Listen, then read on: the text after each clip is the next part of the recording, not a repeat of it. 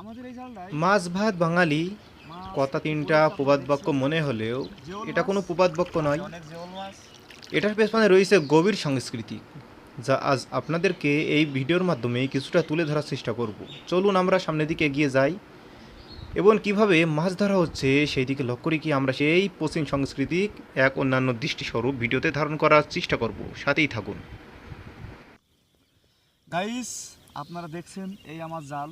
আমি কালকে এখানে পাতাছি গেলাম, এখন আমি এই জালটা তুলবো। আপনারা আসুন। যে দেশে পদ্মা, মেঘনা, গঙ্গা, যমুনা, ব্রহ্মপুত্রের মতো নদীগুলো আল্লাহ তাআলা এই দেশে দান করেছেন, সেখানে অসংখ্য অসংখ্য মাছ উৎপাদন করা হয়। এছাড়াও খাল বিলে প্রচুর পরিমাণে মাছ পাওয়া যায়, যেগুলো আমাদের এক অন্যান্য রিজিক আল্লাহ তাআলা দান করেছেন, যা এক অন্যান্য পুষ্টিকর খাদ্যাভ্যাস হিসাবে আমরা তালিকাভুক্ত করতে পারি। আপনারা দেখতে পাচ্ছেন জালে অনেকগুলো মাছ একসাথে ধরা পড়েছে।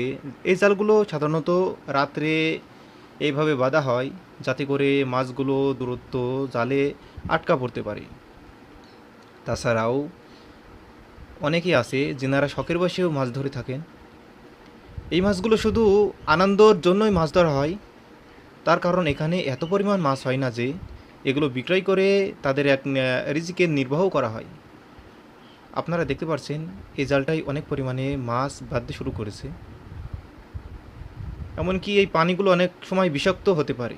আপনারা যারা এই পানিতে লাভার চেষ্টা করবেন আনন্দবশে অবশ্যই গোসল করার চেষ্টা করবেন, কারণ এই পানিগুলো অনেক বিষাক্ত হয়ে থাকে।